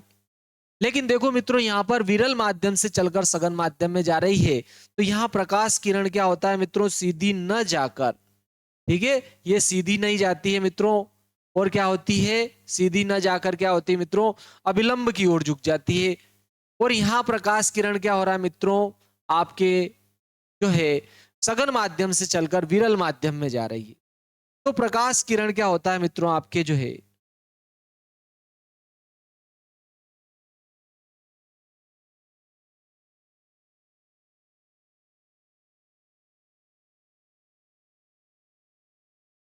यहां प्रकाश किरण क्या हो रहा है मित्रों, विरल माध्यम से चलकर सघन माध्यम में जा रही है, तो क्या होती है, यह विलंब की ओर झुक जाती है। ठीक है मित्रों, और यहां पर क्या होता है, सघन माध्यम से चलकर विरल माध्यम में जा रही है, तो सीधी न जाकर क्या होती है, अभिलंब से दूर हट जाती है, इस प्रकार से। ठीक है, और यहां पर क्या होती है कि विरल माध्यम से चलकर सघन माध्यम में जा रही है, तो सीधी न जाकर अभिलंब की ओर झुक जाती है। तो ये अपवर्तित किरण हो गई आपके, अपवर्तित किरण द्वारा अभिलंब के साथ बनाया गया कोण, यह अपवर्तन कोण हो गया। यहां भी ये अपवर्तित किरण द्वारा अभिलंब के साथ बनाया गया कोण, ये आपके क्या हो गया, अपवर्तन कोण हो गया। लेकिन ध्यान देना मित्रों, यहां पर देखो विचलन कोण, आपके विचलन कोण की अगर बात करते हैं, विचलन कोण जो है इसको अपन डेल से लिखेंगे। ठीक है, तो देखो यहां पर क्या हो रहा है मित्रों, ये पूरा क्या है मित्रों, आई, ये वाला पूरा कोण आई है। आई में से ये आर घटाऊंगा तब जाके आपकी ये विचलन कोण बचेगा। ठीक है मित्रों, यहां पर आई माइनस क्या होगा, आर। ठीक है, और ध्यान रखना यहां पर ये विरल माध्यम का अपवर्तनांक है, और ये क्या है मित्रों, सघन माध्यम का अपवर्तनांक। अर्थात यहां पर ध्यान रखना कि म्यू2 बड़ा है किससे, म्यू1 से। मित्रों ध्यान रखना, म्यू2 बड़ा है म्यू1 से। ये सघन माध्यम है, ये विरल माध्यम है, तो इन जोड़ों के लिए ध्यान रखना आई माइनस आर रहेगा। ठीक है, आई का मान क्या होगा, आर से बड़ा होगा, ये ध्यान रखना। आई का जो मान होगा वो आर से क्या होगा, बड़ा होगा। और यहां पर देखो विचलन कोण, विचलन कोण को यहां भी अपन लिखेंगे तो डेल से ही मित्रों। लेकिन यहां ध्यान दो, देखो ये आपके देखो आई हो गया शीर्षाभिमुख कोण होने के कारण, और ये आपकी क्या है आर है, और इन दोनों के बीच का ये जो है आपके विचलन कोण है। तो देखो यहां पर आर बड़ा है, इसमें से आई घटाऊंगा तो ये विचलन कोण आ जाएगा आर माइनस क्या होगा आई, क्योंकि यहां पर आपके आर बड़ा है किससे आई से। और ध्यान रखना यहां पर ये म्यू1 है और ये क्या है म्यू2 है, और यहां पर ध्यान रखना म्यू2 बड़ा है म्यू1 से, म्यू1 सॉरी म्यू1 बड़ा है किससे म्यू2 से। ठीक है मित्रों, तो ध्यान रखना विचलन कोण जो है इस प्रकार से निकाल। क्लियर है, ये ध्यान रखना है आपको। चलो अपन नेक्स्ट देखते हैं। देखो मित्रों, अब यहां पर कांच के आयताकार गुटके से प्रकाश का अपवर्तन अपन देखते। देखिए कांच के अगर आयताकार गुटका है तो उससे अपवर्तन किस प्रकार से होता है उसको अपन देखते हैं। देखिए कांच के आयताकार गुटके से प्रकाश का अपवर्तन, कांच के आयताकार गुटके से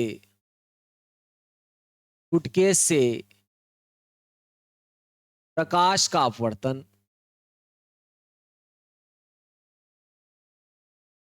ठीक है, कांच का एक आयताकार गुटका ले लिया, उससे अपन जो है प्रकाश का अपवर्तन देख रहे हैं मित्रों। ये अपन ने कांच का एक आयताकार गुटका लिया और इससे अपन जो है प्रकाश का अपवर्तन देख रहे हैं। ठीक है मित्रों, इसको अपन ने PQRS नाम दे दिया। चलो PQRS नाम दे दिया। ठीक है मित्रों, इसको अपन ने क्या नाम दे दिया PQRS। कांच का एक आयताकार गुटका क्या है मित्रों PQRS है, कांच का आयताकार गुटका,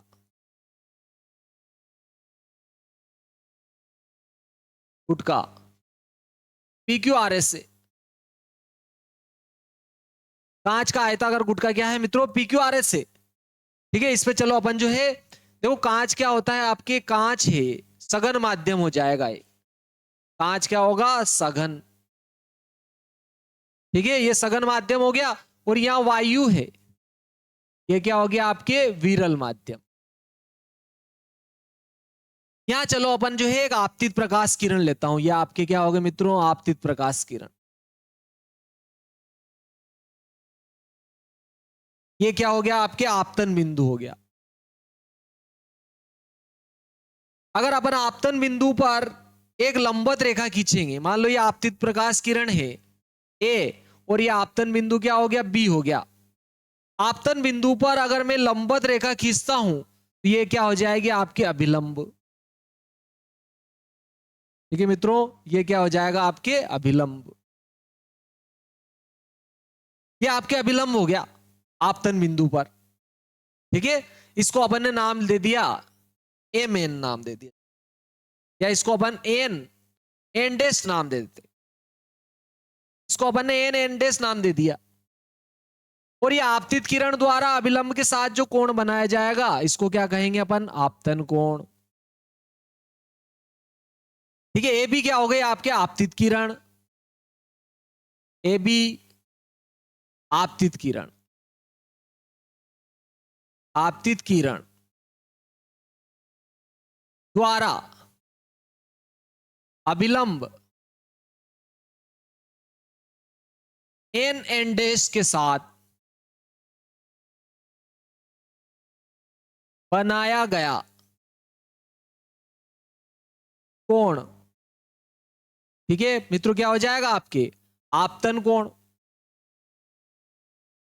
कौन सा है मित्रों ए बी एन बराबर आई हो गया आपकी, ए बी एन बराबर आई हो गया। अगर देखो मित्रों ये प्रकाश किरण नहीं होती तो ये जो सॉरी ये आयताकार गुटका नहीं होता तो ये प्रकाश किरण क्या होती मित्रों सीधी की सीधी चली जाती। ठीक है मित्रों, ये प्रकाश किरण क्या होती सीधी की सीधी चली जाती। अगर ये आयताकार गुटका नहीं होता तो ये प्रकाश किरण क्या होती मित्रों सीधी की सीधी चली जाती, बिना विचलित हुए आपके क्या होती सीधी की सीधी चली जाती मित्रों। अगर आपके ये क्या होता कांच का जो आयताकार अगर गुटका नहीं होता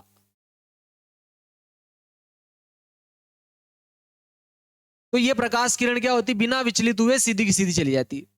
लेकिन यहां पर प्रकाश किरण जो है विरल माध्यम से सघन माध्यम में अपवर्तित हो रही है, तो ये क्या होती है मित्रों, अभिलंब की ओर झुक जाती है।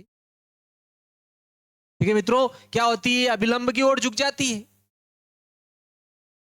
और आपके बीसी मार्ग का अनुसरण करती है और दूसरे पृष्ठ के एसआर पृष्ठ के जो है बिंदु सी पर आपतित होती है।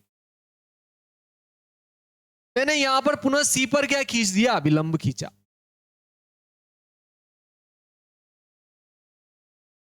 अपन ने मित्रों सी पर क्या खींच दिया, अभिलंब खींच दिया।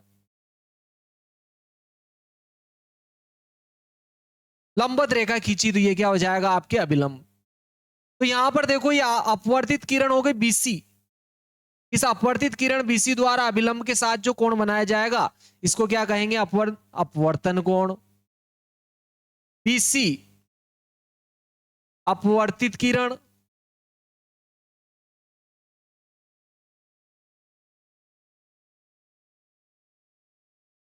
बीसी अपवर्तित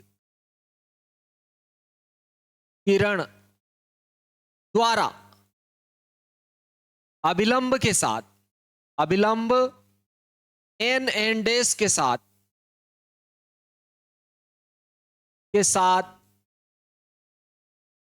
बनाया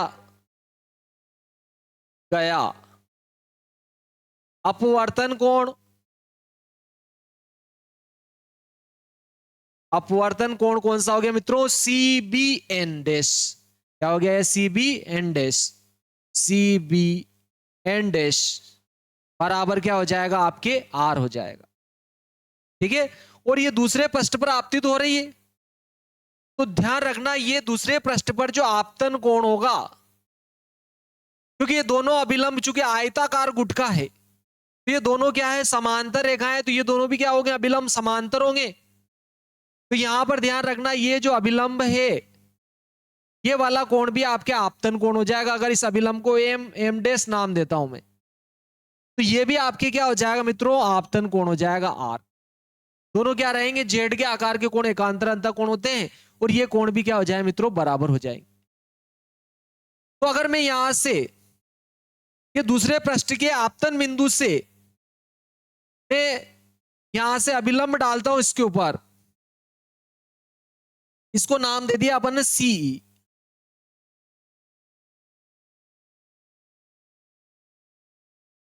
इसको क्या नाम दिया मित्रों, अपन ने सी, ये अभिलंब खींचा।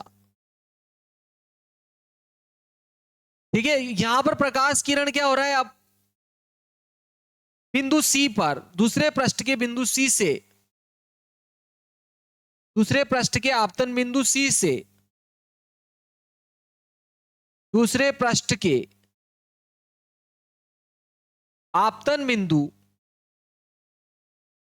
बिंदु सी से आपतित किरण की दिशा पर डाले गए लंब, यह आपतित किरण की दिशा है, इस पर डाले गए लंब को क्या कहेंगे मित्रों, पार्श्व विस्थापन। इसको क्या कहेंगे मित्रों, पार्श्व विस्थापन। दूसरे पृष्ठ के आपतन बिंदु सी से, आपतन बिंदु सी से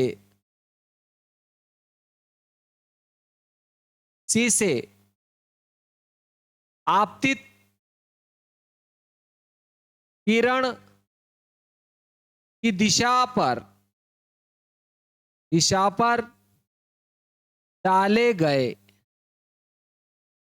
डाले गए अभिलंब सी पार्श्व विस्थापन है। क्या है मित्रों, पार्श्व विस्थापन। पार्श्व विस्थापन सी पार्श्व विस्थापन होगा।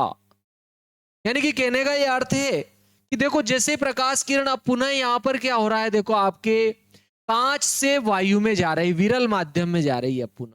वायु क्या हो गया, वापस विरल। क्या मित्रों, कौन सा माध्यम हो गया, ये आपके पुनः विरल माध्यम में आ रही है। प्रकाश किरण यहां पर पुनः क्या हो रही है मित्रों, विरल माध्यम में जा रही है। ठीक है, यहां पर क्या हो रही है मित्रों, पुनः विरल माध्यम में जा रही है। यहां से प्रकाश किरण पुनः विरल माध्यम में जा रही है।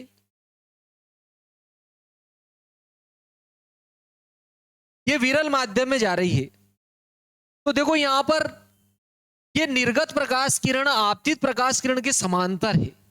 तो देखो निर्गत प्रकाश किरण का आपतित प्रकाश किरण से जो विस्थापन हुआ उसी को क्या कहेंगे अपन? पार्श्व विस्थापन। इसी को क्या कहेंगे अपन? पार्श्व विस्थापन। तो आपके पार्श्व विस्थापन क्या हो गया मित्रों? सी हो गया। और ये जो कोण होगा आपके विचलन कोण हो जाएगा मित्रों। कौन सा? C B E. तो अपन नेक्स्ट पेज पे लेते हैं विचलन कोण। क्या हो गया आपके? विचलन कोण। ठीक है, विचलन कोण कौन सा हो गया आपके? सी बी ई बराबर क्या हो जाए मित्रों? डेल होगा। आपके ये जो विचलन कोण होगा, ठीक है, सी बी ई, ये क्या हो जाएगा आपके? डेल हो जाएगा। और इसको कैसे निकालेंगे मित्रों? देखो ये एक्स के आकार के कोण दोनों बराबर है, तो ये पूरा आई है, आई में से आर घटेगा तो ये आपके डेल बच जाए विचलन कोण। क्या होगा? आई माइनस आर हो जाएगा। पूरा ये आई है, ये पूरा आई में से ये आर क्या हो जाएगा आपके? घट जाएगा, तो आई माइनस आर हो जाएगा। ठीक है, सी पी ई बराबर क्या हो जाए? डेल हो जाएगा। और इसका मान क्या होगा? आई माइनस आर हो जाएगा। आपके डेल का मान, विचलन कोण का जो मान होगा, ये क्या हो जाएगा आपके? आई माइनस आर हो जाएगा। ठीक है मित्रों, आई माइनस आर हो जाएगा यहां पर विचलन कोण। और देखो मैं इस त्रिभुज में ले रहा हूं, किसमें? सी बी ई में ले रहा हूं। इस त्रिभुज में देखो आप, सी बी ई में ये कोण 90 का है। तो देखो 90 के सामने की भुजा कभी भी नहीं बदलती है, कभी बदलती नहीं है, ये कर्ण हो गई। और अपन ये विचलन कोण लेंगे तो कोण के सामने की भुजा हमेशा लंब होती है, 90 के सामने की भुजा हमेशा कर्ण होती है। और त्रिकोणमिति अनुपात साइन कोस टेन कोट से कोसेक में जो कोण लेंगे, ठीक है, वो न्यून कोण लेंगे, और न्यून कोण के सामने की भुजा हमेशा लंब होगी, और समकोण के सामने की भुजा कर्ण बची जो आधार हो जाएगी आपकी। तो मैं क्या कर रहा हूं मित्रों? लंब बटे कर्ण ले रहा हूं। लंब में कर्ण का भाग लगा रहा हूं सीबीई ट्राइंगल में, सीबीई में।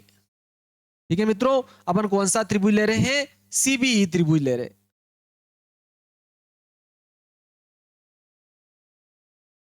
त्रिभुज सीबीई में, सीबीई में मैंने क्या किया मित्रों? लंब में कर्ण का भाग लगाया। ठीक है, लंब में कर्ण का भाग लगाया। देखते हैं अपन, देखो ये आपके क्या हो गया? लंब, और ये कर्ण हो गया, तो क्या हो गया? सीई बटे क्या हो गया आपके? बीसी। सी बटे बीसी हो जाएगा। क्या हो जाए मित्रों? सीई बटे बीसी। और लंब बटे कर्ण क्या हो जाए मित्रों? साइन। और देखो यहां पर कौन आएगा आपके? विचलन कोण, जो कि आई माइनस आर है। ठीक है मित्रों, आई माइनस आर के सामने का अपन ने ध्यान रखना, लंब नाम दिया था, यहां पर ध्यान रखना है। ठीक है, इस कोण की सम्मुख भुजा को लंब नाम दिया था विचलन के सामने की। तो यही कोण अपने को त्रिकोणमिति अनुपात में लेना पड़ेगा। आई माइनस आर ले लिया अपन ने। ठीक है, अब देखो इस त्रिभुज में देखो सी एन डैश डी में ये भी 90 का कोण है। देखो 90 के सामने कर्ण हो जाएगा, यहां पर आर के सामने का लंब होगा। ठीक है, बचा जो आधार। तो देखो मैं यहां पर आधार बटे कर्ण कर रहा हूं, और आधार बटे कर्ण क्या हो जाएगा आपके? कोस। चलो यहां आप थोड़ा और इसको हल कर लेते पहले। देखो मैं अगर सी निकालता हूं, सी कौन है मित्रों? पार्श्व विस्थापन। पार्श्व विस्थापन, सी कौन है मित्रों? पार्श्व विस्थापन। तो इस बीसी का गुणा हो जाएगा इससे। बीसी क्या हो जाएगा आपके? Sine I minus R. BC into sine I minus R हो गया। अब यहां देखो सी एंड एस बी में, त्रिभुज सी एंड एस बी में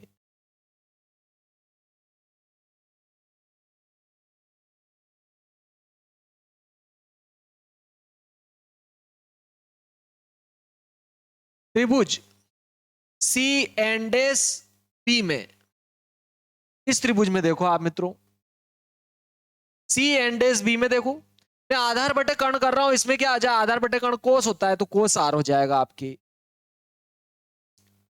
ठीक है, अपन ने क्या लिया? कोस आर लिया। कोस क्यों लिया? क्योंकि मैंने आधार में कर्ण का भाग लगाया। ठीक है, यहां देख लेते हैं अपन थोड़ा। देखो आधार क्या है, कर्ण क्या है? ये आपके आधार है और ये कर्ण है, तो क्या हो गया? B and S, B and S बटे क्या हो जाए? बीसी। बी एंड एस बटे क्या हो जाए? बीसी। क्योंकि अपन आधार बटे कर्ण कर रहे हैं। पी एन डेस बटे बीसी हो जाएगा, पी एन डेस बटे क्या हो जाएगा आपके बीसी। ठीक है मित्रों, बी एन डेस बटे बीसी हो गया। लेकिन देखो बी एन डेस का अगर मान निकालना चाहूं मैं, तो इसका गुणा इधर हो जाएगा, तो क्या आएगा बीसी, क्या आ रहा है कोस आर आ रहा है। अगर आप देखो बीसी का अगर मान निकालना चाहोगे, अगर आप देखो यहां से अपन बीसी का मान निकाल लेते। ठीक है मित्रों, अगर आप जो है यहां से बीसी का मान निकालना चाहो तो इसका गुणा इधर करना पड़ेगा आपको।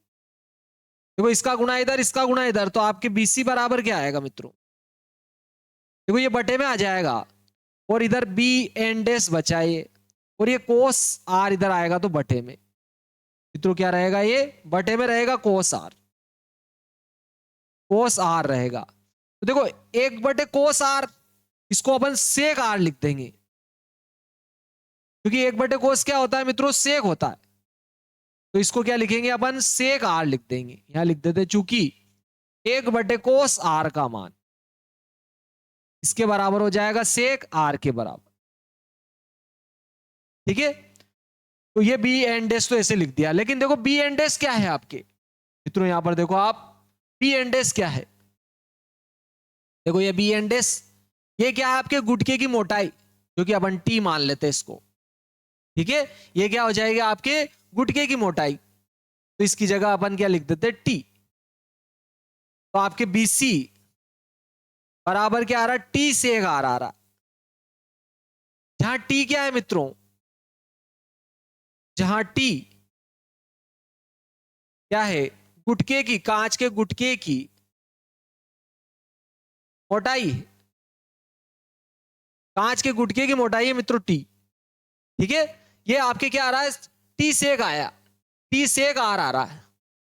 देखो अगर आप पार्श्व विस्थापन निकालना चाहते हो तो ये मान यहां पे रख दो आप आपके, तो क्या आएगा देखो, सीई बराबर बीसी की जगह T sec R sine I minus R आ जाएगा आपके। ठीक है मित्रों, तो सीई बराबर क्या आ जाएगा मित्रों, यहां पर देखो आप, ये बीसी की जगह बीसी का मान टी सेक आर यहां लिख देंगे अपन, टी सेक आर लिख देंगे अपन, पर क्या लिखेंगे टी सेक आर।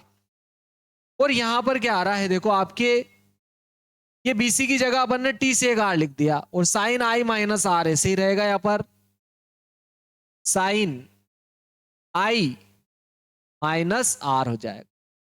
ठीक है, अपन ने क्या किया, इस समीकरण में मान रख दिया।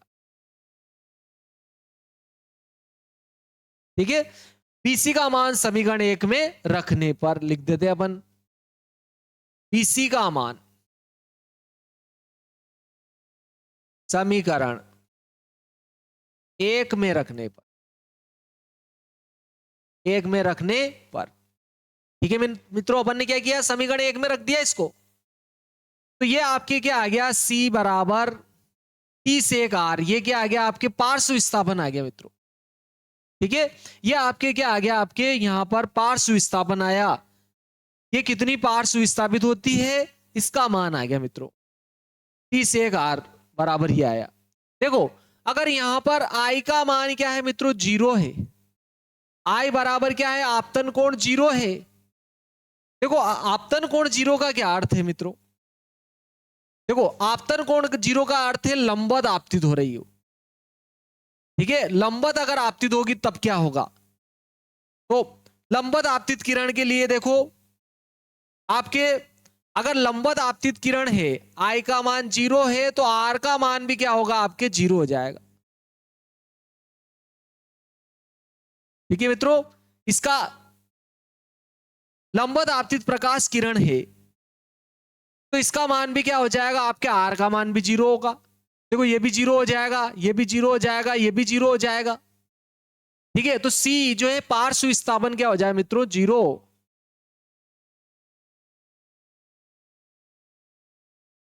समझ में आया मित्रों, लंबवत आपतित प्रकाश किरण जो है बिना विचलित हुए सीधी की सीधी चली जाएगी, पार्श्व विस्थापन ही नहीं होगा मित्रों इसका।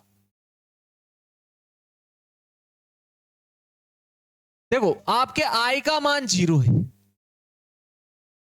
ठीक है मित्रों, आई का मान 0 होगा तो अपवर्तन कोण भी 0 होगा, आर का मान भी क्या होगा 0, मतलब बिना विचलित हुए सीधी की सीधी चली जाएगी। इसका अर्थ यही है कि दोनों माध्यमों के अपवर्तनांक सेम है। ठीक है, पार्श्व विस्थापन क्या होगा मित्रों 0, आपके पार्श्व विस्थापन सी का मान 0 हो गया। ठीक है, पार्श्व विस्थापन नहीं होगा उसमें, पार्श्व विस्थापन जो है अर्थात पार्श्व विस्थापन 0 होगा, अर्थात पार्श्व विस्थापन 0 होगा।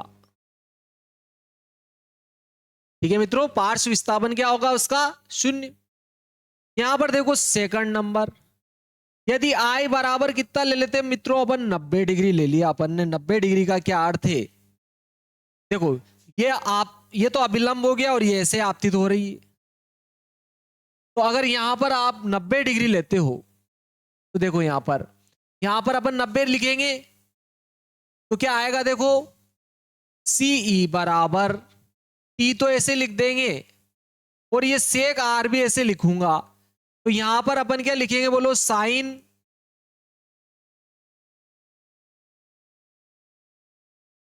90 माइनस आर लिखेंगे मित्रों। क्या लिखेंगे यहां पर, क्योंकि आई की जगह अपन ने कितना लिखा 90। और देखो आपको याद होगा पूरक कोण वाले सूत्र, 90 माइनस आर जो है वो क्या होता है मित्रों, कोस आर होता है। ठीक है, ये पूरक कोणों के लिए सूत्र है। तो sine 90 minus R cos R होगा, तो यहां पर अपन क्या लिखेंगे, कोस आर लिखेंगे,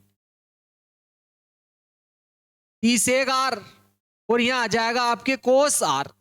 लेकिन देखो ये तो दोनों उल्टे त्रिकोणमितीय अनुपात है मित्रों, एक तो क्या आ रहा है कोस आर आ रहा है और एक क्या आ रहा है आपके सेक आर आ रहा है। और उल्टे त्रिकोणमितीय अनुपातों का गुणनफल तो 1 होता है, जैसे साइन और कोसेक एक दूसरे के उल्टे, उनका गुणा भी 1 होता है। टेन और कोट उल्टे हैं एक दूसरे का, उनका गुणा भी 1 होगा। टेन आर और आप कोट आर लेंगे तो इनका गुणा भी 1 होता है। और साइन आर और कोसेक आर, इनका गुणा भी कितना होता है 1। कोस आर और सेक आर का गुणा भी कितना होता है 1। तो इसका मान कितना हो जाए 1। ठीक है मित्रों, तो C बराबर कितना हो जाएगा T। इसका अर्थ है कि पार्श्व विस्थापन कितना होगा, जितना गुटके की मोटाई होगी अधिकतम पार्श्व विस्थापन होगा। ठीक है मित्रों, क्या हो जाएगा यहां पर आपके अधिकतम पार्श्व विस्थापन होगा।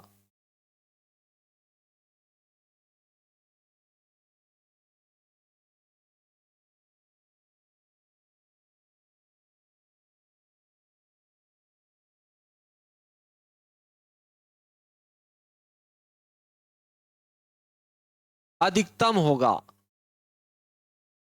गुटके की मोटाई के बराबर।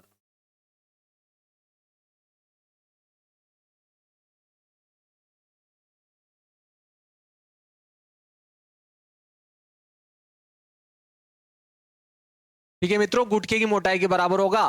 ठीक है, आपको पार्श्व विस्थापन के लिए सूत्र पूछता है या पार्श्व विस्थापन और गुटके की मोटाई में संबंध पूछता है तो आप यहीं तक कर सकते हो। ये अपन ने जो है देखा मित्रों, बहुत ही महत्वपूर्ण था। ठीक है, आप वीडियो को लाइक भी करें, शेयर भी करें और सब्सक्राइब भी करें और बेल आइकन को जरूर दबाएं मित्रों। ठीक है, आपको वीडियो कैसा लगा कमेंट में जरूर लिखें मेरे प्यारे दोस्तों। जय श्री महाकाल भी जरूर लिखें।